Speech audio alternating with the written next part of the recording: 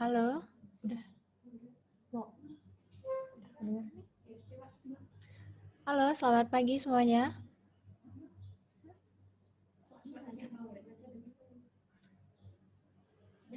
Halo, anak-anak, suara ibu udah kedengeran?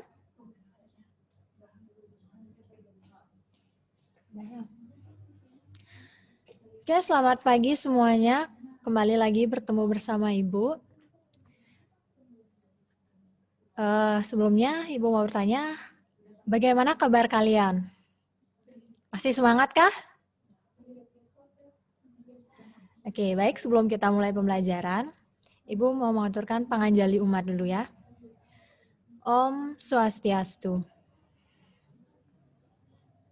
Oke, baik. Pagi ini kita akan belajar tentang membandingkan nilai-nilai dan kebahasaan teks, hikayat, dan cerpen. Nah, sebelum kita ke materi,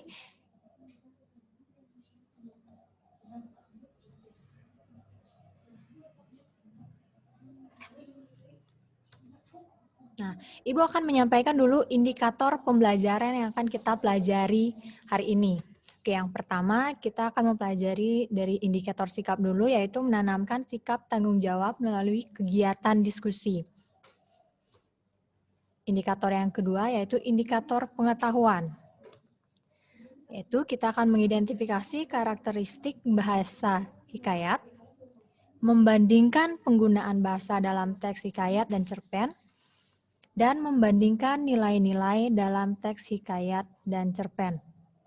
Terus indikator yang ketiga yaitu indikator keterampilan, yaitu menyajikan secara lisan dan tulis hasil diskusi maupun kelompok. Nah, baiklah anak-anak, kali ini kita akan belajar mengidentifikasi kebahasaan hikayat. Nah, di sini terdapat beberapa poin yang termasuk ke dalam kaidah kebahasaan hikayat. Apakah ada yang sudah tahu apa saja yang termasuk ke dalam kaidah kebahasaan hikayat?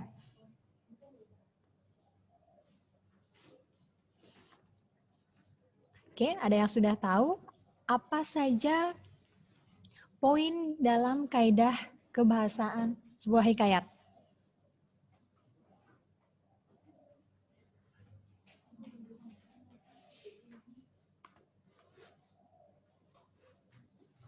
Baik, kalau tidak kita lanjut. Nah, 3 poin penting yang termasuk ciri kebahasaan cerita hikayat yaitu meliputi penggunaan majas, penggunaan konjungsi, dan penggunaan kata arkais.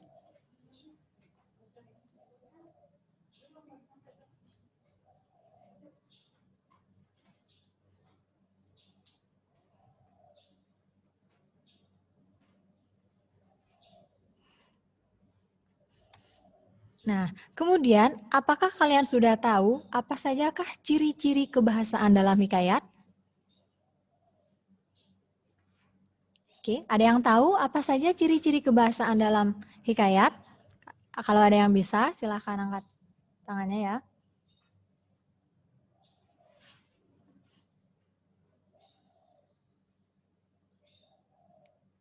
Ayo, ada yang tahu apa saja ciri-ciri kebahasaan dalam hikayat? Atau karakteristiknya?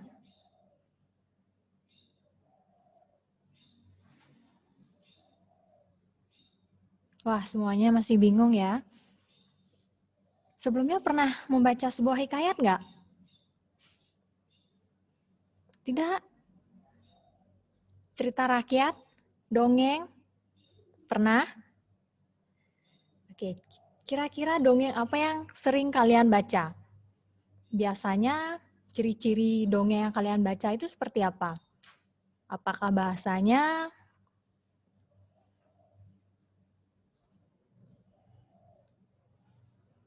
Oke, kita lanjut aja ya. Nah, ini ciri atau karakteristik bahasa pada hikayat. Yang pertama, itu hikayat menggunakan bahasa Melayu. Oke, hikayat menggunakan bahasa Melayu. Yang kedua, kosakata yang digunakan biasanya bahasa arkais.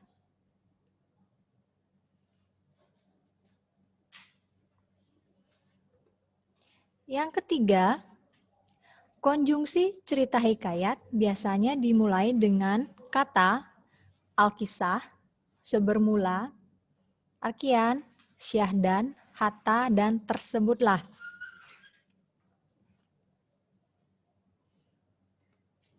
Yang keempat, cerita hikayat, tokoh utamanya adalah orang ketiga. Biasanya berisi kehebatan dan kepahlawanan orang ternama atau kesaktian ya di sini. Dan yang kelima, gaya bahasa yang banyak menggunakan majas. Nah, jadi itu ada 5 karakteristik atau ciri kebahasaan pada sebuah hikayat.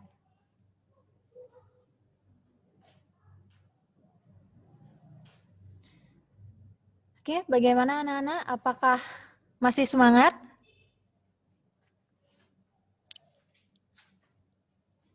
Oke, setelah ini Ibu akan menampilkan sebuah video, ya, video tentang hikayat, dan kalian tugasnya di sini adalah mencermati, oke, mencermati ciri kebahasaan apa saja yang terdapat di dalam video yang Ibu tampilkan. Oke, sekali lagi Ibu sampaikan tugasnya di sini adalah kalian mencermati ciri kebahasaan atau karakteristik apa saja yang terdapat dalam cuplikan video yang Ibu tampilkan.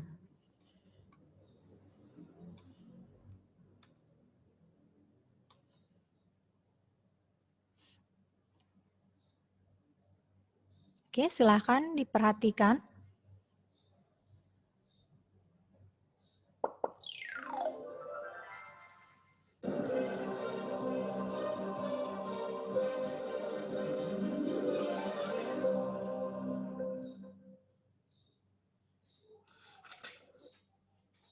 Roro Jonggrang. Pada zaman dahulu kala, hiduplah seorang raja dengan wujud raksasa bernama Prabu Baka. Dia adalah raja yang terkenal rakus dan suka memeras rakyatnya.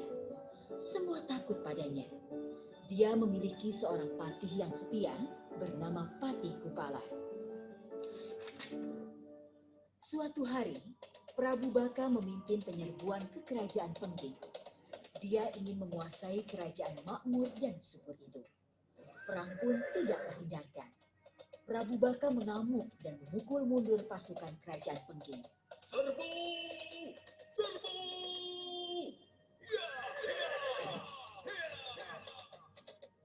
Perintah Patih Gupala yang menyemangati pasukan Prabu Baka. Putra mahkota kerajaan Pengging yang bernama Bandung Bondowoso marah besar saat tahu kerajaannya diserang tiba-tiba oleh Prabu Baka. Maka Bandung Bondowoso menyiapkan pasukannya dan memimpin serangan balasan. Ini tidak bisa dibiarkan.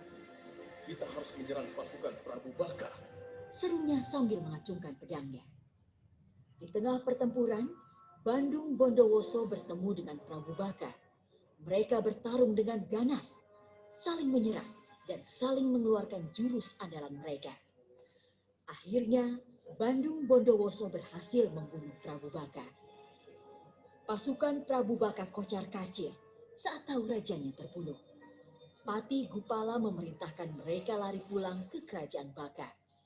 Bandung Bondowoso tidak tinggal diam. Ayo kejar! Jangan menyerah!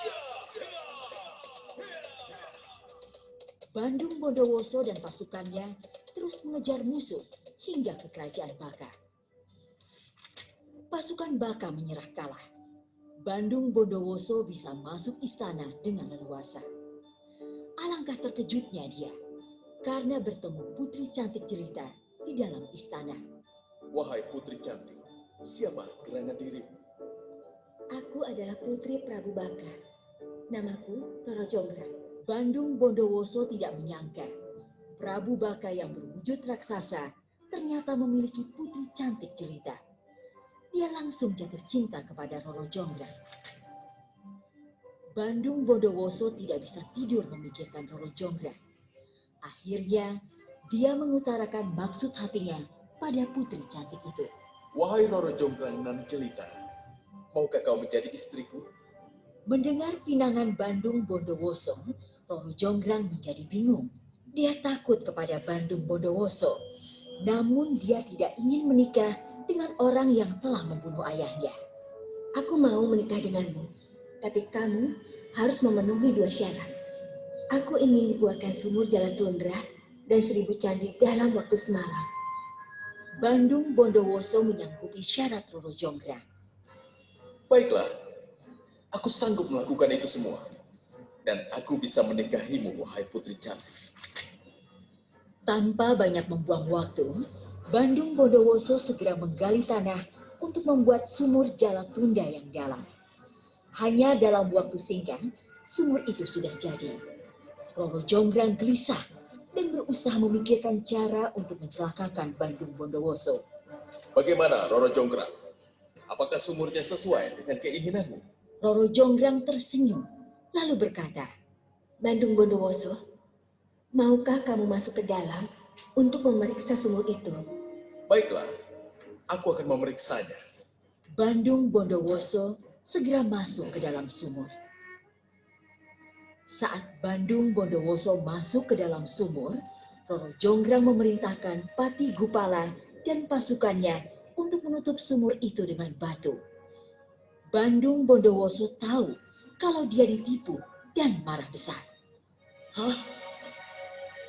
Rupanya dia telah menipuku. Dengan kesaktiannya, Bandung berhasil menjebol batu-batu itu dan naik ke atas.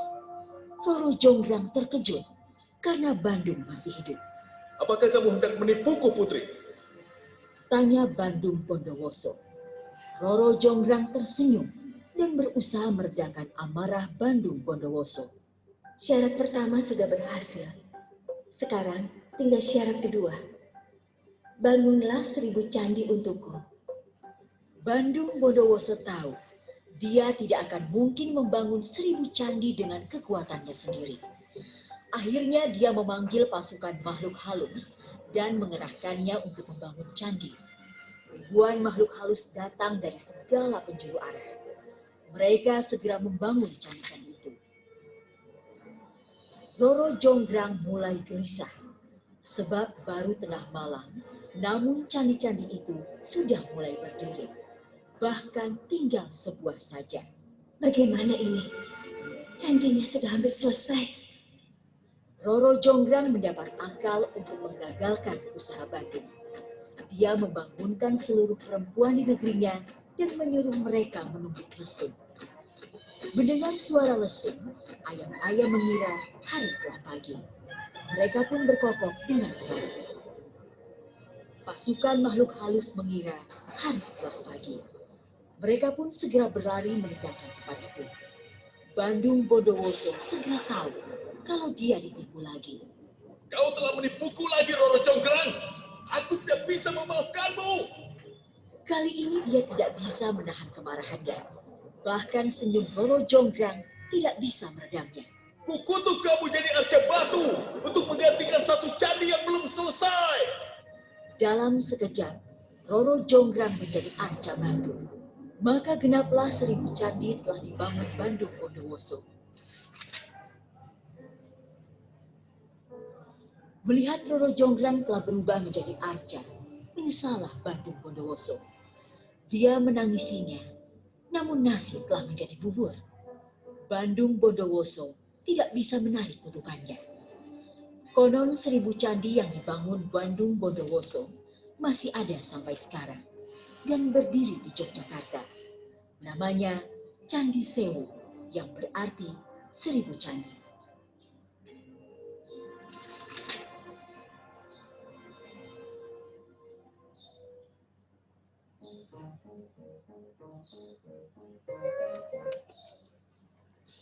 Oke, gimana anak-anak? Apakah videonya tadi menarik?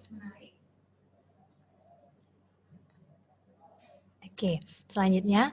Nah, apakah Ada yang tahu ciri kebahasaan apa saja yang terdapat pada cuplikan video tersebut? Atau sebelum kita membahas ciri kebahasaannya di sini, kira-kira kemustahilan apa sih yang terjadi di cerita tadi? Kemustahilan ya, kemustahilannya. Ada yang tahu?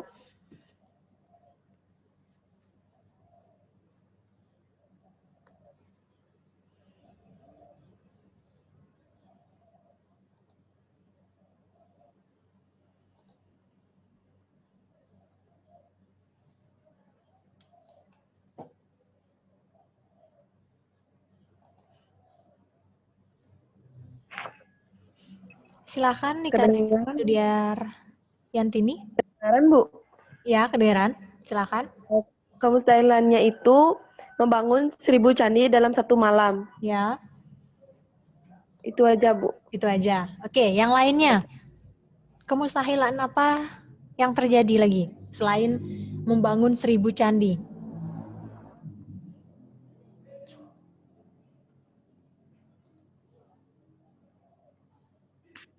Agus Bu. Kurniawan, ya. Membuat sumur dalam semalam, Bu. Ya, membuat sumur dalam semalam. Lagi? Dapat membunuh raja raksasa yaitu Raja Prabu Baka. Oke. Udah, itu aja? Udah, Bu. Oke. Coba selanjutnya Bunga.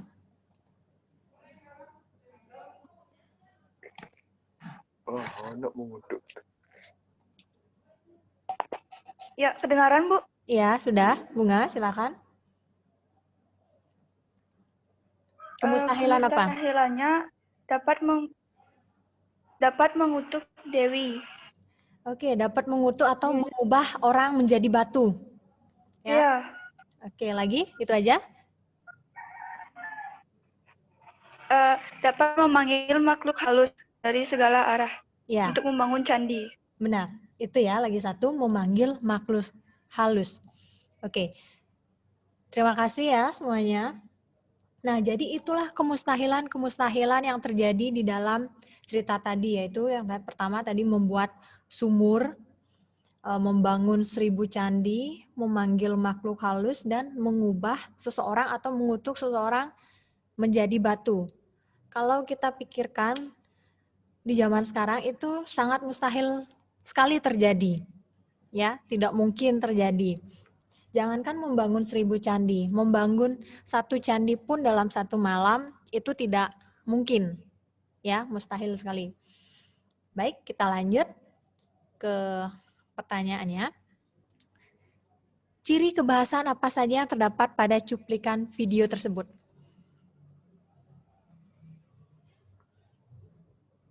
Yang tadi memperhatikan pasti tahu nih, apa saja ciri kebahasaannya atau kaidahnya ya. Tadi kan ada berapa itu? 6.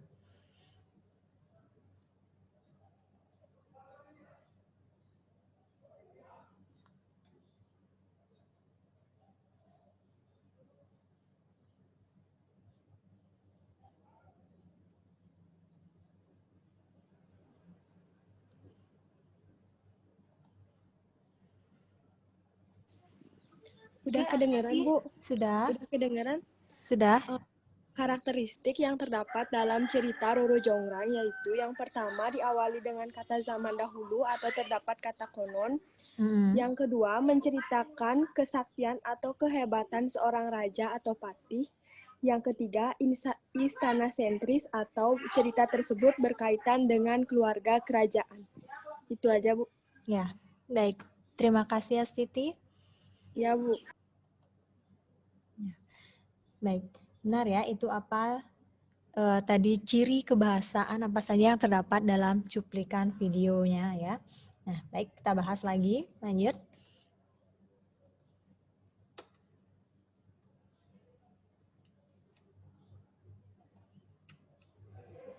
Nah, di sini ya, pada cuplikan video tersebut terdapat beberapa ciri kebahasaan hikayatnya. Itu tadi ada kata arkais, ya, ada majasnya dan ada konjungsi. Kata arkais itu adalah kata-kata yang tidak masuk akal atau kata yang sudah lama.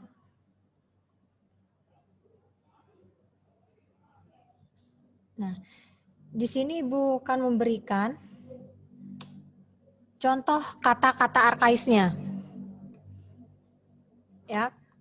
Nah, contoh kata-kata arkais yang terdapat dalam cuplikan video tersebut adalah benar seperti kata Astrid tadi ya, ada kata alkisah. Mungkin tadi juga ada kata baginda. Ya. Nah, adapun konjungsi yang terdapat dalam cuplikan hikayat tersebut adalah seperti, dan, tetapi, atau, kemungkinan, namun, setelah, dan masih banyak lagi.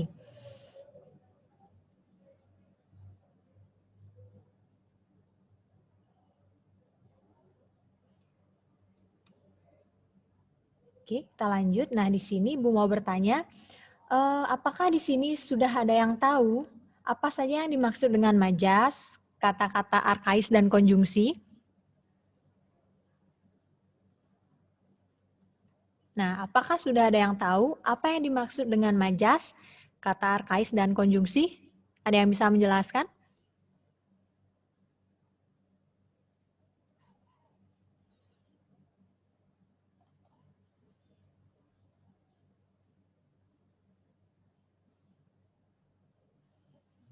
Oke, Sudi Ariantini.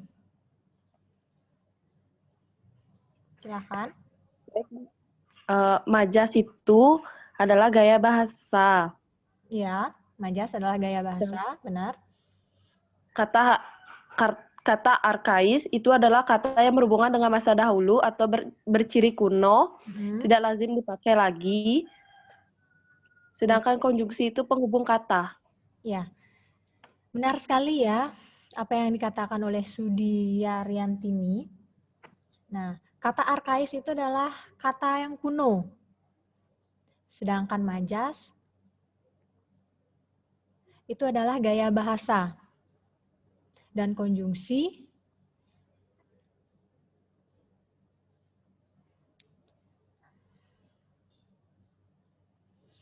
adalah kata hubung. Nah, itu singkatnya ya, kalau biar kalian gampang mempelajari, itu singkatnya. Tapi ini Ibu ada yang lebih panjang sedikit. Ya, di sini kata arkais, yaitu berdasarkan Kamus Besar Bahasa Indonesia, disebutkan bahwa arkais memiliki dua arti. Arti pertama yaitu kuno, tua, berhubungan dengan masa lalu. Yang kedua, arkais memiliki makna tidak lazim lagi jika kata tersebut dipakai. Kata arkais sebenarnya berasal dari negeri Yunani dan kini sudah menjadi awalan dari beberapa kata seperti arkeologi. Dalam bahasa Indonesia, kata arkais diartikan sebagai kata-kata kuno yang tidak lazim digunakan untuk saat ini. Kata arkais berasal dari zaman dahulu. Contohnya, ada kata titah, yaitu kata atau perintah. Habis itu ada beroleh, yaitu artinya mendapat. Selanjutnya ada buluh. Buluh itu tanaman berumpun, berongga dan keras, dan lain sebagainya. Jadi itu kata arkais ya, artinya kata-kata yang tidak lazim digunakan di zaman sekarang. Oke, selanjutnya yang kedua ada majas. Nah, dalam cerita hikayat, banyak dijumpai jenis-jenis majas untuk menambah gaya bahasa kisah hikayat.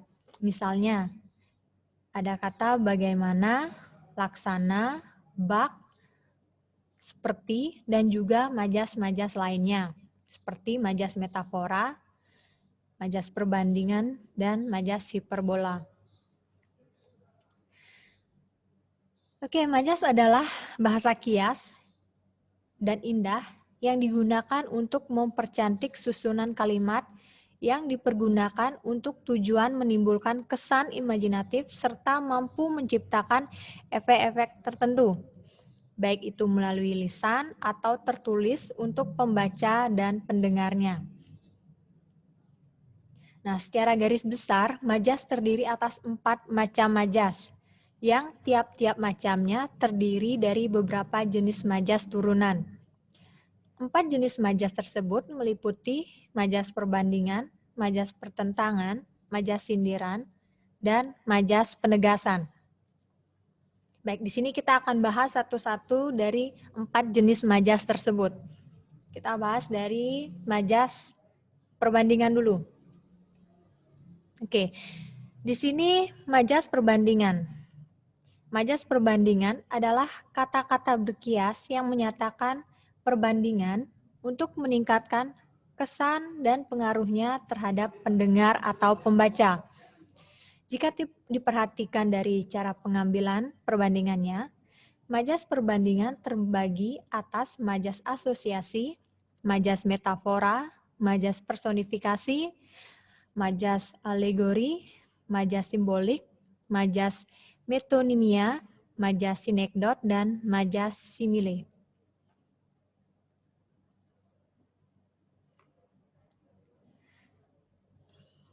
Yang kedua, majas pertentangan. Nah, majas pertentangan di sini adalah kata-kata berkias yang menyatakan pertentangan dengan yang dimaksud sebenarnya oleh pembaca atau penulis dengan maksud untuk memperhebat atau meningkatkan kesan dan pengaruhnya kepada pembaca. Nah, jenis-jenis majas pertentangan yaitu majas antitesis, majas paradoks, majas hiperbola, dan majas litotes.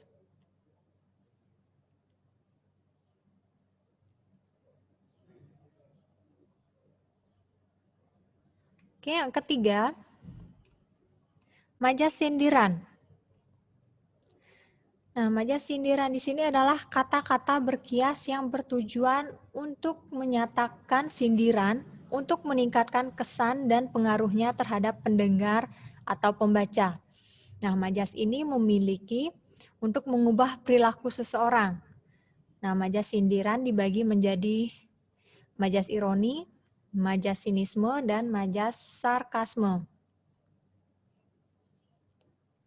Dan yang keempat, di sini ada majas penegasan.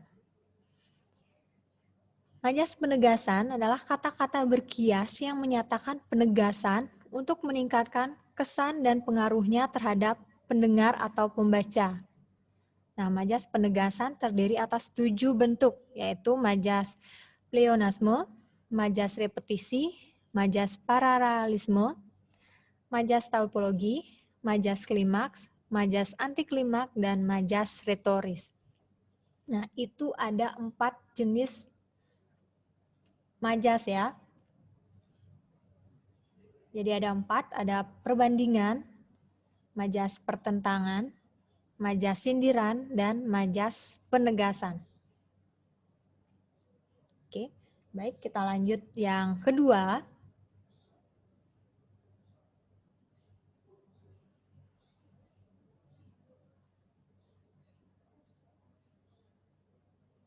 Bukan yang kedua ya, ini yang ketiga, salah ya. Konjungsi. Ketiga, konjungsi. Nah, konjungsi atau kata penghubung adalah kata tugas yang fungsinya menghubungkan antar klausa, antar kalimat, dan antar paragraf. Kata penghubung antar klausa biasanya terletak di tengah-tengah kalimat. Oke, antar klausa biasanya terletak di tengah-tengah kalimat. Sedangkan kata penghubung antar kalimat di awal kalimat, yaitu setelah tanda titik, tanda tanya, dan tanda seru. Adapun kata penghubung antar paragraf letaknya di awal paragraf. Nah, di sini konjungsi terbagi menjadi 6 jenis. Oke, konjungsi terbagi menjadi 6 jenis. Jadi kita bahas satu-satu ya. Yang pertama, ada konjungsi koordinatif. Oke, di sini adalah konjungsi yang menghubungkan 2 unsur atau lebih. Menghubungkan dua unsur memiliki status sintaktis yang sama. Anggota dari kelompok ini adalah dan menandai hubungan penambahan atau menandai hubungan pemilihan, tetapi menandai hubungan perlawanan. Nah, itu konjungsi koordinatif. Selanjutnya, kan ya contohnya dulu di sini ada contoh katanya Rama dan Sita. Hidup atau mati. Nah, ini gampang ya untuk konjungsi koordinatif dan atau tetapi. Selanjutnya konjungsi subkoordinatif adalah konjungsi yang menghubungkan dua klausa atau lebih. Dan klausa itu tidak memiliki status sintaktis yang sama. Jenis-jenis konjungsi subkoordinatif meliputi hubungan waktu, syarat, pengandaian, tujuan, pemiripan, penyebaban, pengakibatan, penjelasan, dan hubungan cara.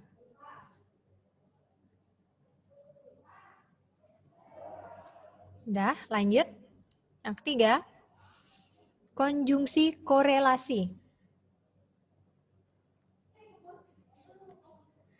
Di sini adalah konjungsi yang menghubungkan dua kata frase atau klausa, dan kedua unsur ini memiliki status sintaktis yang sama. Konjungsi korelatif terdiri atas dua bagian yang dipisahkan oleh satu klausa, frase atau klausa yang dihubungkan. Oke, yang keempat, konjungsi antar kalimat. Adalah kata yang menghubungkan kalimat yang satu dengan kalimat yang lainnya. Dalam penggunaannya, konjungsi antar kalimat menyatakan makna yang berbeda-beda. Di antaranya, oleh karena itu, sebelum itu, namun, akan tetapi, kecuali itu, dengan demikian, sesudah itu, selain itu, dan sebaliknya. Oke, itu ya konjungsi antar kalimat. Selanjutnya ada konjungsi intrakalimat. Nah, konjungsi intrakalimat di sini adalah konjungsi yang menghubungkan satuan kata dengan kata, frase dengan frase, dan klausa dengan klausa. Artinya menghubungkan kata dengan kata, frase dengan frase, klausa dengan klausa. Dan yang terakhir di sini ada konjungsi antar paragraf, yaitu sebuah paragraf lazimnya disusun oleh kalimat-kalimat yang satu sama lain berhubungan sehingga membentuk kesatuan yang bersifat kohesif dan koheren. Nah, kata penghubung yang menghubungkan paragraf sebelumnya dengan paragraf berikutnya. Kata penghubung ini ditandai oleh kata adapun, mengenal, serta. Selanjutnya, antar paragraf selanjutnya ada alkisah dan konon. Nah, itu ada 6 jenis konjungsi ya.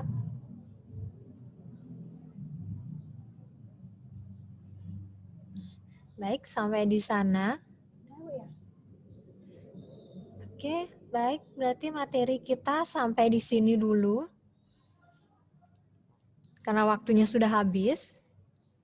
Kita lanjutkan di pertemuan kita berikutnya ya. Baik, terima kasih untuk waktunya semuanya. Semoga kalian tetap semangat sampai akhir pelajaran. Dan akhir kata Ibu ucapkan terima kasih dan Parama Santi. Om Santi Santi Santi Om.